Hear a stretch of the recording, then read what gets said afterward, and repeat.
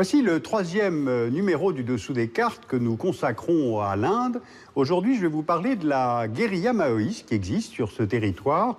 Elle n'est pas très connue et pourtant elle pourrait couvrir entre 20 et 30% de la totalité du territoire indien. Alors qu'en est-il exactement? Voici une carte de l'Inde. Le mouvement maoïste en Inde concerne une région qui va du Bihar à la frontière népalaise jusqu'aux côtes méridionales de l'Inde, au Tamil Nadu et au Kerala, soit la moitié orientale du pays. C'est ce qu'on appelle le corridor rouge, qui s'étend sur environ 90 000 km², ce qui fait tout de même à peu près le quart de la superficie de l'Allemagne. Ce mouvement de guérilla s'étend année après année, et il est maintenant devenu un mouvement révolutionnaire d'importance nationale. D'ailleurs, les chiffres fournis par le ministère indien de l'Intérieur le confirment. Au début des années 90, 15 districts étaient affectés par la guérilla dans 4 États, le Bihar, le Madhya Pradesh, le Maharashtra et l'Andhra Pradesh. En 2004, 156 districts sont touchés, soit 10 fois plus. En 2008, 182 districts étaient contrôlés par les maoïstes. Et la dernière évaluation, qui date d'avril 2010, 195 districts dans 16 États sont touchés. Le gouvernement indien considère désormais que 35% du territoire indien est sous le contrôle des Naxalites et a placé désormais ce mouvement sous l'étiquette de terroriste. Alors comment en est-on arrivé là? Eh bien, faisons un peu d'histoire et de géographie. Ce nom de Naxalite vient du village indien de Naxalbari, où le mouvement est né. Il a été fondé par un homme issu de l'aristocratie foncière du nord du Bengale, Charu Mazumdar. Mazumdar est un ancien membre du Parti communiste indien. Il favorise la radicalisation d'un courant interne au parti, puis développe une stratégie de conquête du pouvoir inspirée par les techniques révolutionnaires de Mao Tse-tung dans les années 40 en Chine. Il s'agit d'installer une multitude d'insurrections paysannes censées aboutir à la création de zones libérées. Alors pourquoi dans la région de Naxalbari, dans le district de Darjeeling? Parce qu'il y a la jungle et les montagnes, conditions favorables à la guérilla. Là poussent le thé et le riz, dans de grandes propriétés où les surfaces foncières sont bien supérieures aux plafonds légaux.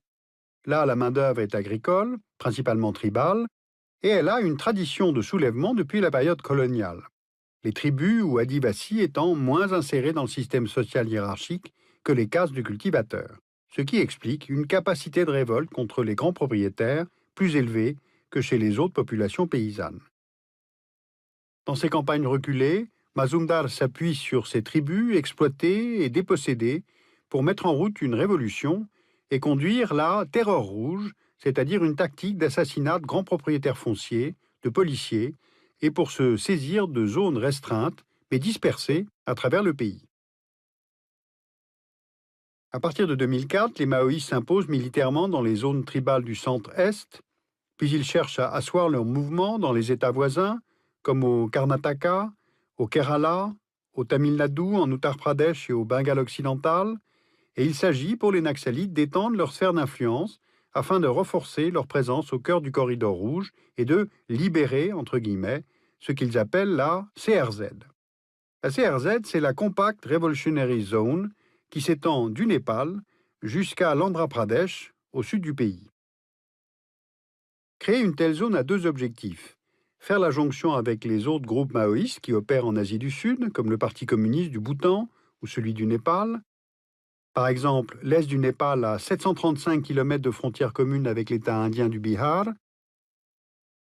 Des langues telles que le Rajbanshi et le Maithili sont parlées de part et d'autre de cette frontière, et cela facilite les contacts et les liens. Et puis, il faut créer une brèche dans des zones économiques vitales de l'Inde. Par exemple, l'État du Chhattisgarh, qui est situé au cœur du corridor rouge. Il assure 30% de la production nationale d'aluminium, 27% de la production nationale d'acier, 16% de la production de minerais de fer, 15% de la production de ciment. Et d'ailleurs, le PIB de l'État de Chhattisgarh a augmenté de 95% ces 10 dernières années. Il y a donc comme une superposition entre production industrielle et mouvement révolutionnaire. Maintenant, si on va dans le sud de l'État, les districts de Bastad et de Dantewada sont particulièrement affectés par la guérilla. Dans ces deux districts recouverts de forêts, les populations tribales sont majoritaires et 40% de la population, là, vit sous le seuil de pauvreté. Et depuis 2005, de graves tensions y éclatent entre la milice civile anti-naxalite, la Salwa Judum, et les groupuscules maoïstes. Au total, dans l'ensemble du corridor rouge, la guérilla compterait aujourd'hui environ 10 000 combattants. Donc, on voit l'implantation, on voit la stratégie. Maintenant, on se pose la question de savoir d'où viennent les armes et les financements. La guérilla naxalite est un groupe autonome, mais elle profiterait de l'aide indirecte des services secrets pakistanais, le Inter-Service Intelligence, via des tiers, comme bien sûr des maoïstes du Népal, ou bien encore les tigres de l'Elam Tamoul du Sri Lanka, qui leur auraient également fait bénéficier de leur entraînement. Résultat, avec des armes fabriquées au Pakistan, en Chine, en Russie, aux États-Unis, l'armement des naxalites est tout à la fois sophistiqué et dépareillé. Il y a aussi les fabriques d'armes locales, et la première source d'approvisionnement en armes vient tout simplement des forces de sécurité indiennes elles-mêmes, après les raids opérés sur les postes de police par les naxalites, ou même simplement par les effets de la corruption. Et pour financer leurs actions, les naxalites taxent les entreprises installées dans leur zone d'influence par l'intermédiaire d'un impôt révolutionnaire qui représente 15 à 20% des bénéfices de ces entreprises. Et certains groupes industriels installés en zone rebelle préfèrent en fait verser cet impôt plutôt que de courir le risque de subir des attaques. Au total, selon le Observer Research Foundation de New Delhi, le budget annuel du parti maoïste serait d'à peu près 44 millions d'euros. Alors comment est-ce qu'on explique cette constante progression du mouvement maoïste en Inde? Alors il y a au moins deux facteurs. L'absence de schéma de développement dans les régions tribales.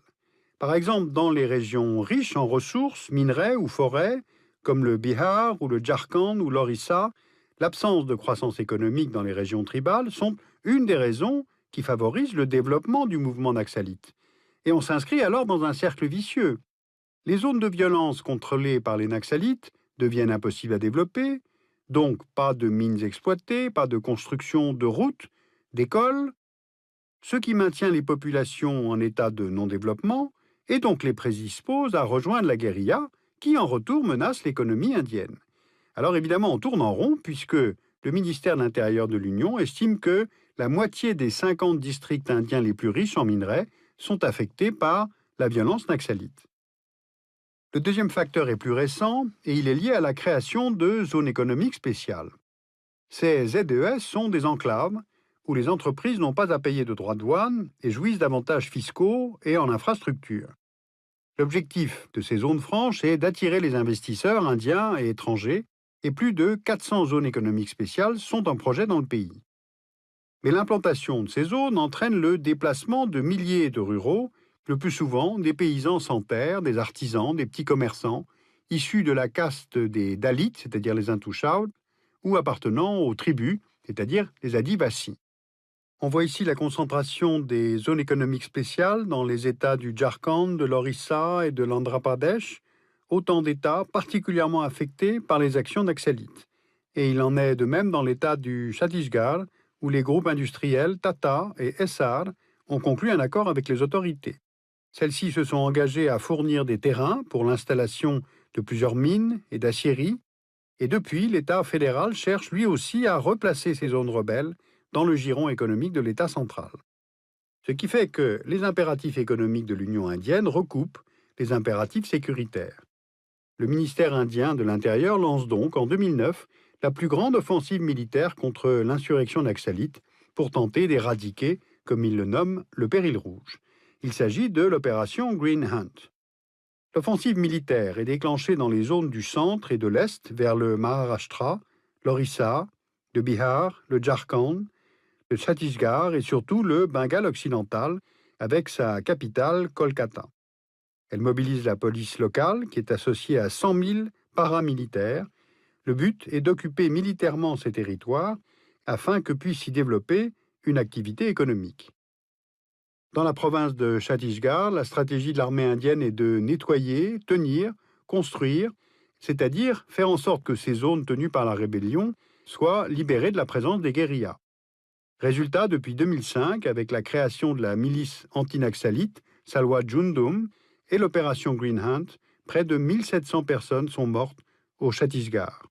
Et le Chhattisgarh, comme les autres États indiens touchés par la rébellion naxalite, est un État très policier. On y décompte 205 policiers pour 100 000 personnes. Le ratio d'ailleurs est identique dans l'État voisin du Jharkhand, parce qu'à l'échelle de l'Union indienne, il n'est que de 160 policiers pour 100 000 habitants. Donc l'opération Green Hand a entraîné l'évacuation de milliers de paysans appartenant à différentes tribus qui refusaient de céder leurs terres aux groupes industriels, alimentant ainsi les rancœurs qui nourrissent à leur tour la rébellion maoïste.